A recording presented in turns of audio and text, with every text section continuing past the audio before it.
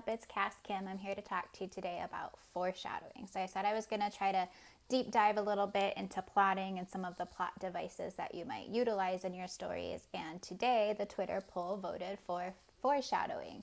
So the first thing that I'm going to say about foreshadowing is that I view it as two types, right? So you have your subtle, long game foreshadowing, and then you have your short, quick payoff foreshadowing. And I'm going to break them down in number 2 and 3. So number 2, short game foreshadowing. This is where you ramp up the tension really fast to get your reader like at the edge of their seat when they know something's coming. They're not necessarily sure what, but they know something's coming and it's going to come soon. So when you're doing your establishing normal, you can do a foreshadowing that something's going to happen, and that something is going to be the inciting incident. So that foreshadowing basically leads into the next plot point, right? So foreshadowing for that is a little bit more blatant. It might be something as obvious as like somebody saying like, oh, if you do that, there's going to be this outcome, and the main character brushing it off or saying, well, those are just the things that are going to happen then, or, you know, reacting to it and then still making the choice that leads to the war or the outcome that the person said, right? Or there could be these different puzzle pieces that add up really quickly. The moment to moment, the short game foreshadowing is okay if it's more blatant, because the idea is that the reader's going to latch onto it and it's going to just increase that like, ooh, okay, what's going to happen next, right? That immediate payoff almost of the tension. And then the third type of foreshadowing is the second type, the third point, the second type of foreshadowing is the long game foreshadowing. So this is going to be much more subtle. This is what is going to be the sort of thing that readers can put the pieces together after they get to the conclusion, or even some of it's so subtle that it's the kind of stuff people pick up on when they reread your book, if they like it enough to do that, right? So I think we've all had our favorite books where, you know, you read it and you finish it and you're like, oh yeah, that kind of made sense. I get where that was coming in, but you don't always pick up all of the pieces. So then when you reread it, you're like, oh, you know, and you're like, wow, that was so clever. And you're super impressed with the author for laying in these little tiny hints that, you know, they might set in your brain for a second, but they're so gentle and subtle that you're not like, oh, light bulb, this is what's going to happen.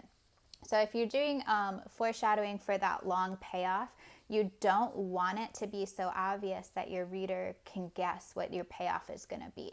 Because if they already know the big payoffs in the story, why would they keep reading, right? They might keep reading it because it's interesting and it's well written, but it's taking away some of that benefit of reading, some of that push to keep moving forward, right? So when you're doing the long game foreshadowing, you want to really make sure that it's not blatant. So I know a lot of times we want to make sure our point is getting noticed. So we might go a little heavy-handed or bring it up like multiple times in a chapter or multiple times throughout the build-up. If you say the same thing over and over again, it gets way too obvious and it's just a dead giveaway. You can do different pieces of the puzzle throughout the story and that works well, but if you're like bringing up the same character over and over again, that's going to be part of the reveal at the end. It's kind of just like, all right, I the second time you did it, I already know this is significant and I already know that they're going to be the bad guy, right? So give your reader credit when you're looking at that long game foreshadowing. Give the reader more credit than you think you should. That's what I would say for that. And it's okay if it's the kind of stuff they don't get till after. You don't need them to pick it up during. That's the whole point of it, is it's like this kind of feeling of foreboding or feeling of maybe, but not actually knowing. And if they know, you've done it too blatant. All right, so number 4, this brings in something that you can use to assist your foreshadowing, which is the red herring. So some places on the internet do consider red herring a type of foreshadowing.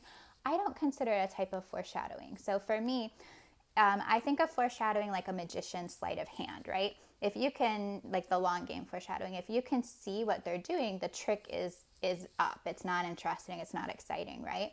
So the red herring is that attention getter that they give you on the side so that you're looking here while they're moving here, right? That's the point of the red herring, in my opinion. Not every story needs the red herring, but it can be really beneficial to draw away from the foreshadowing. And it also is nice in a lot of genres to keep the reader guessing, like what could happen. There's these different potential ways that this could branch off, and they don't necessarily know, right?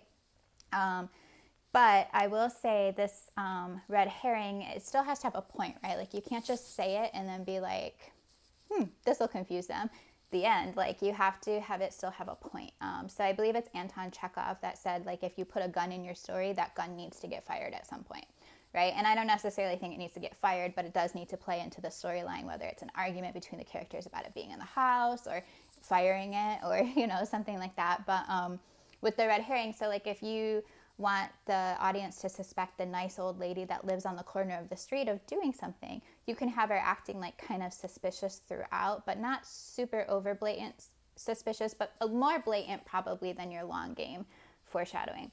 But that way the audience is wondering, like, is she the one who did it? Or maybe they're even like, she's the one who did it. And then it turns out she was acting suspicious because she was having a dinner party at the end of the week and she felt awkward about not inviting the main character. Or she was trying to plan something nice for the main character and was so sure that the main character was onto them, or something like that, right? So you still have to have a payoff for your red herring. You can't just be like, oh, throw this out, throw this out, throw this out, no resolution, right? It's just like if you have subplots with no resolution. And even, you know, some of your subplots can actually be your red herring and therefore play two roles, right? So number 5, my tip for foreshadowings, when to add them. So I would say that your short game foreshadowing with that kind of immediate payoff is going to be easy to add in the first draft, and you can polish it up in the second draft because it should be kind of part of the writing process. Although sometimes I find like, okay, I set it up, but I didn't pay it off as well as I thought that I would have. And so that's where I tweak it a lot in that second draft. And then I think that the more subtle foreshadowing, that's a lot easier to kind of layer in the second draft as you're doing it. Or even for plantsters like me, some of the things that had payoffs and consequences were never even planned to be that, right? So like, I don't want to give anything away though. So without doing spoilers, there's something that actually happens in the change that later pays off for the wrap up and consequences for kind of how the Wilder's virus got started. So that's something that it wasn't necessarily intentional, but because it wasn't intentional, it was really easy for it to pay off well without overdoing it because it's not even in Wilder's really. So it's like brought up, dropped, payoff, right? So it's a lot more subtle that way. And then for like an example of a short game payoff in the beginning of Wilder's, you know something's different in the world. It kind of makes you wonder what's going on. Why is Rena scared to be out in the afternoon? And this is the first chapter, so I'm not giving anything away.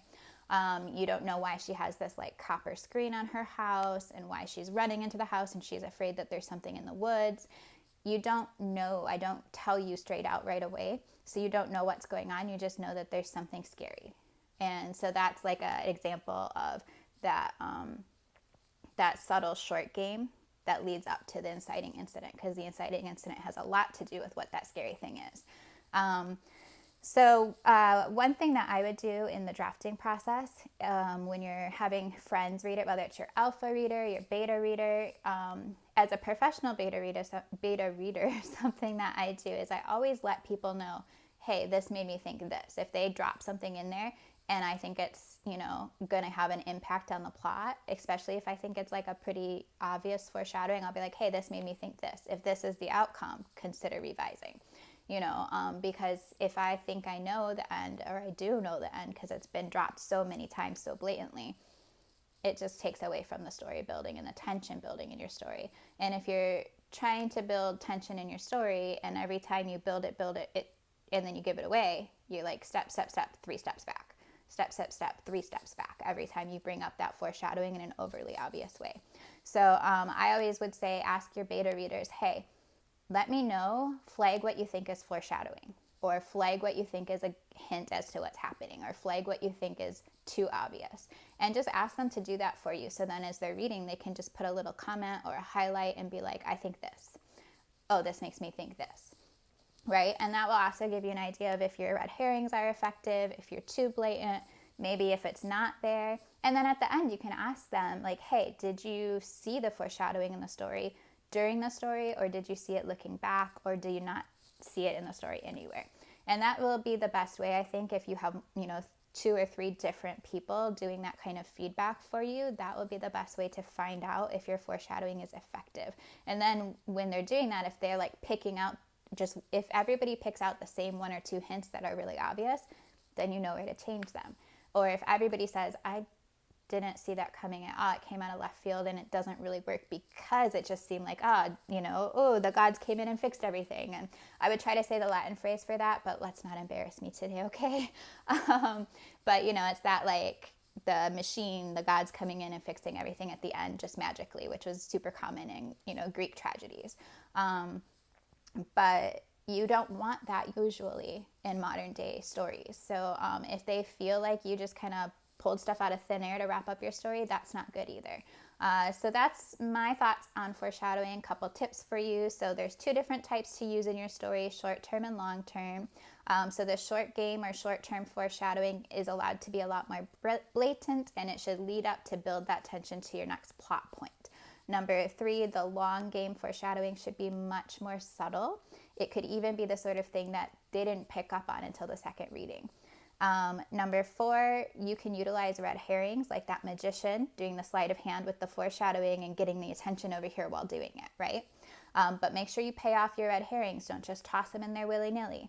And then number 5, you can do, usually I would say that the short-term foreshadowing goes well in the first and second draft, and then I would really look at layering in the longer-term foreshadowing in that second draft if you haven't done it yet. And then always ask for beta reader feedback or alpha reader feedback, or even if you have like a developmental editor or you want a professional beta reader, I offer services. That would be the sort of stuff that if you have a professional beta reader and you're paying them to beta read and they don't include that kind of feedback, they're missing something that they should be doing for you.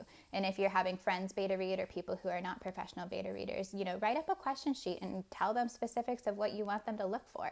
Because a lot of times when people beta read, they're not really sure how much feedback the author really wants, right? Because sometimes people just want that pat on the back. But if you really want to improve your craft and improve your story and make it the best it can be, let your beta readers know what you want them to tell you. Okay, so that's what I have to say on foreshadowing.